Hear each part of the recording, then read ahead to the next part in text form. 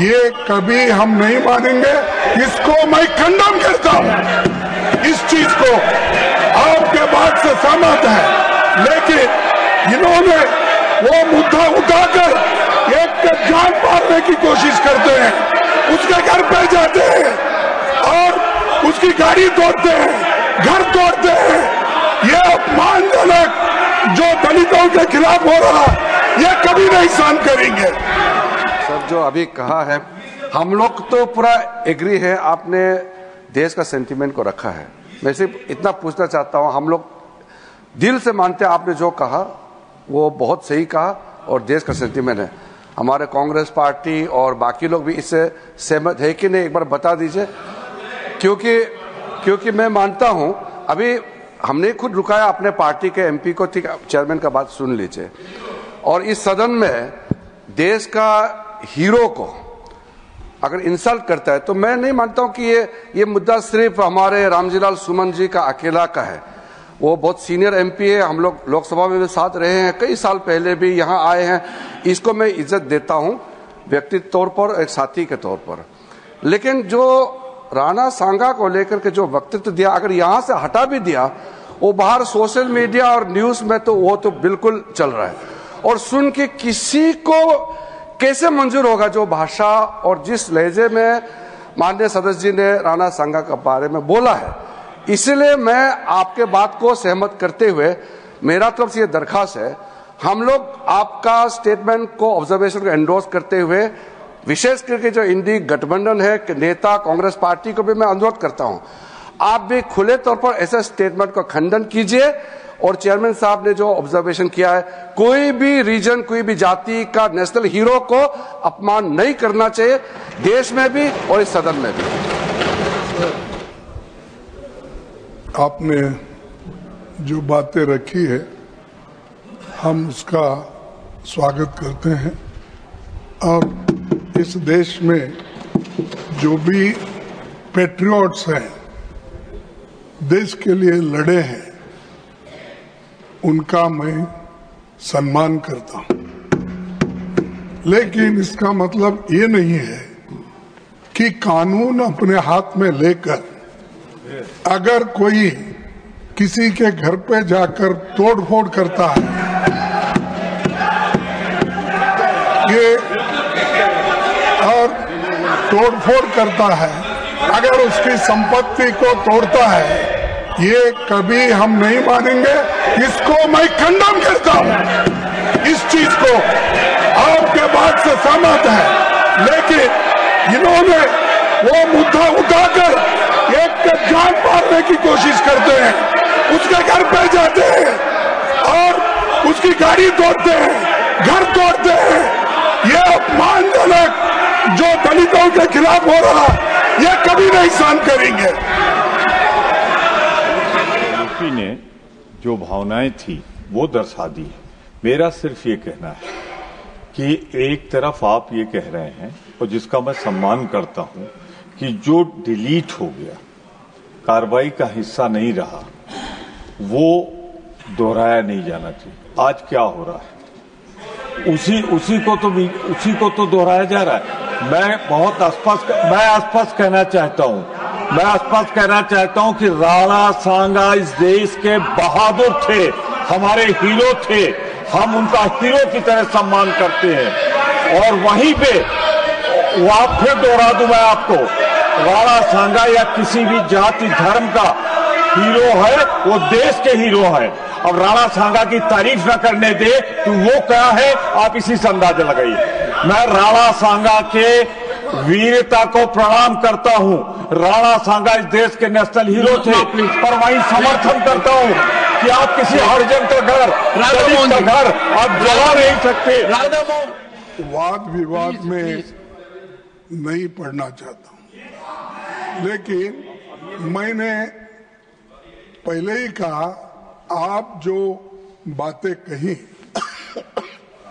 राणा संगा के बारे में, राणा प्रताप जी के बारे में जो बातें कही और देश के अन्य भागों में भी जो देश के लिए लड़े मरे अपना जान दिए, उन सबका हम सम्मान करते हैं। ये बात मैंने कही और आपने जो कही उसको मैं सेकंड किया। इनको क्या आपत्ति है उसका? दूसरी बात मैंने ये कहा कि कोई बात का आपको और उनमें इतिहासकार आपके और उनके अगर है, उनमें मतभेद है तो आप जुड़ा। इसका मतलब ये नहीं किसी का घर जलाओ, किसी के घर के ऊपर बुलडोजर लगाओ, किसी के ये करो, किसी के बच्चों को मारो। तो ये बात सर, ये बात मैं नहीं मानता। संविधान इसका परमिशन नहीं देता और संविधान जब परमिशन नहीं है, ये बातें यहाँ लाना ठीक नहीं है। इसीलिए मैं आपसे अपील करता हूँ, उनको कम से कम इतिहास पढ़ के और उन्होंने जो इतिहास पढ़ के एक दूसरे से बात करने दो। लेकिन मैं तो आपके बात को सपोर्ट कर रहा हूँ। मैं वो बात दोहरा के असत्य बात को सत्य करना चाहते हैं। मैंने तो आपको बोला मैं कि आपका समर्थन करता, आप जो बोले स्टेटमेंट उसका मैं था।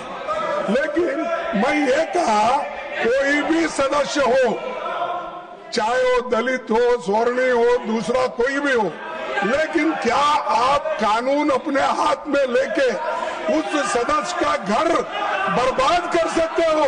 और एमपी की सुरक्षा होना चाहिए, ये मुद्दा है। कोई भी रहे, एमपी की सुरक्षा होना चाहिए। माननीय अध्यक्ष जी, मैं आपकी बात का समर्थन करता हूं कि वास्तव में जो विषय है इसके दो पहलू हैं। एक तो एब इनिशियो जो माननीय रामलाल सुमन जी ने कहा है, रामजीलाल सुमन जी ने कहा है, वो इतना निंदनीय है, इतना बेशर्मी का वाक्य है, इतना ज्यादा घोर उन्होंने अपमान किया है देश के वीरों का। और उसके ऊपर जब अमर्यादित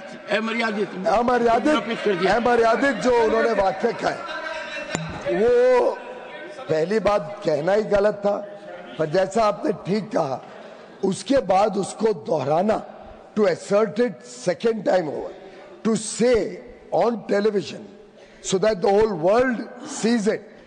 देश नहीं पूरी दुनिया देख रही है। आज हमारा सदन हो, हमारा पब्लिक डिस्कोर्स हो, पूरी दुनिया में उसकी गूंज उठती है। फिर कहना कि ऐसे वीरों के लिए मैं फिर ऐसे शब्द इस्तेमाल करूंगा, फिर इसी प्रकार से देश को बांटने की बात करूंगा, लोगों के ऊपर जो उनकी आस्था है उसके ऊपर ठोस घाव पहुंचाऊंगा, वो डबल वहमी है, डबल निंदनीय है।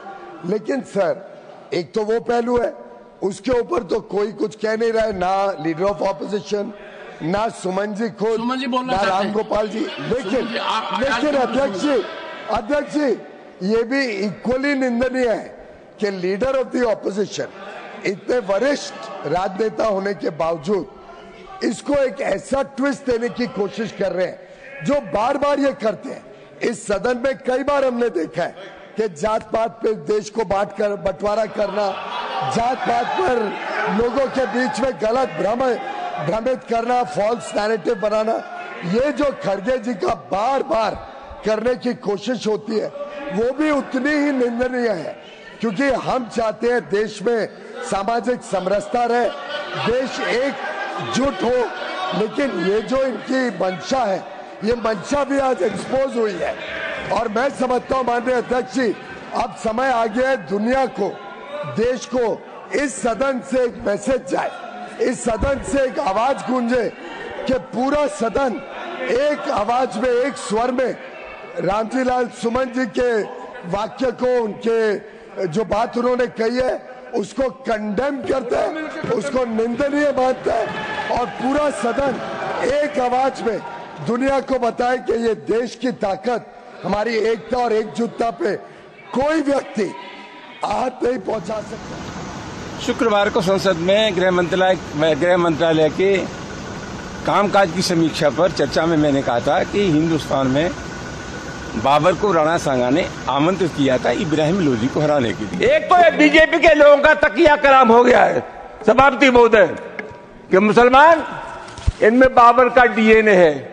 उप सभापति महोदय मैं जानना चाहूंगा कि बाबर का डीएनए मुसलमान में है। हिंदुस्तान का मुसलमान तो बाबर को अपना आदर्श मानता नहीं है, वो तो मोहम्मद साहब को अपना आदर्श मानता है, सूफी संतों की परंपरा को अपना आदर्श मानता है। लेकिन सभापति महोदय मैं जानना चाहूंगा कि बाबर को लाया कौन? बाबर को इब्राहिम लोधी को हराने के लिए राणा सांगा लाया था। तो मुसलमान तो बाबर की औलाद हैं और तुम गद्दार राणा सांगा की औलाद हो, ये हिंदुस्तान में तय हो जाना चाहिए। अगर बाबर की तो आलोचना करते हैं, राणा सांगा की आलोचना नहीं करते।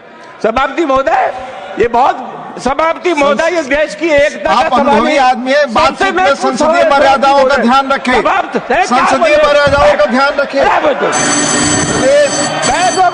Time is over. जो भी चीजें संसदीय मर्यादा के अनुकूल नहीं है, आजादी की लड़ाई में इन्होंने गुलामी की थी सभापति महोदय। Please your time is over, you please sit. देखिए, जहाँ तक माफी का सवाल है, इस जन्म में तो मैं माफी मांगूंगा नहीं, अगले जन्म में मुझे पता नहीं मेरा क्या होगा। और माफी मांगने का कोई सवाल नहीं है, लोगों को सही बात सुनने की आदत डालनी चाहिए। बाबर को राणा सांगा ने बुलाया इब्राहिम लोधी को हराने के लिए, जो सच्चाई है। और कहीं न कहीं राणा सांगा को यह गलतफहमी थी कि ये बाबर लुटेरा है, ये लूट के भाग जाएगा और राज हम करेंगे। इनमें दोनों में करार हुआ था कि इब्राहिम लोधी पर हमला करेगा बाबर और राणा सांगा हमला करेंगे आगरा पे। राणा सांगा ने अपना वादा पूरा नहीं किया। बाद में जब दोनों में मनमुटाव हो गया, वो करार टूट गया, तो बाबर और राणा सांगा की जंग हुई खानबाग के मैदान फतेहपुर सीकरी में। बहुत बहादुरी से लड़े राणा सांगा, लेकिन हार गए थे। तो ये तो ऐतिहासिक संदर्भ में से कौन झुटला सकता।